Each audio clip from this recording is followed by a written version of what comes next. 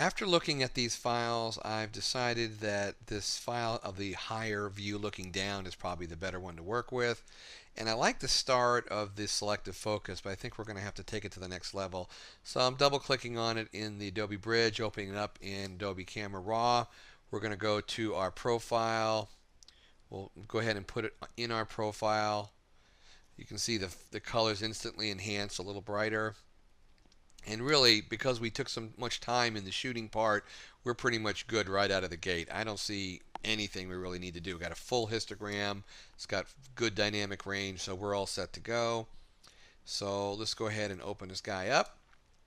And I like the look. I like the way this is starting to be nice and sharp in here and goes out. I think we can even take it farther. So I think this would be a good time again to use the On1 software plugin called Focal Point 2. And we'll just open the software up. Okay, and we're going to sort of change the plane down a little bit. I think we're going to shorten the plane down a little bit in here, and we'll shorten it down this way a little bit, just so that it's like a very, very narrow sliver of focus. I like this kind of look right here. I think that's going to make it look pretty interesting to really narrow that down right there. I like that. That's pretty cool. So we've got that extremely out of focus look. I'll hit apply. And I like the effect. Let's take a look at the layers for a second. Before, after, before, after. So really did a good job of kind of isolating the keys right in here. You know, kind of a cool effect might be to add some digital noise to this. One of my favorite effects is to add a different amount of noise to each channel. So let's take a look at our channels here. We have the red, the green, and the blue channel. We'll start with the red channel. We'll go filter, noise, add noise, and we're going to add a little bit different amount of noise to each channel. A little bit, I think Gaussian would work better. A little deeper. We'll start with that number here.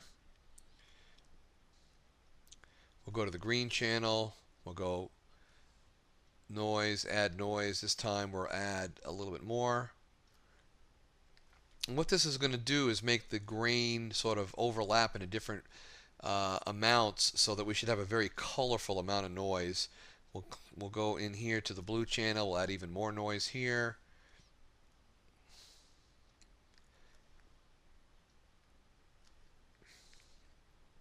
Go there, and we'll go back to the red, green, blue channel when it's all said and done. Now, of course, we've done, you know, we've washed it out a lot, so we might be able to go into our layers, and we'll add an adjustment layer for, let's try curves. We'll do a little curve layer. Kind of deepen our blacks down, something like that. Gives it a very old look. I'm liking that about right in here. So before and after.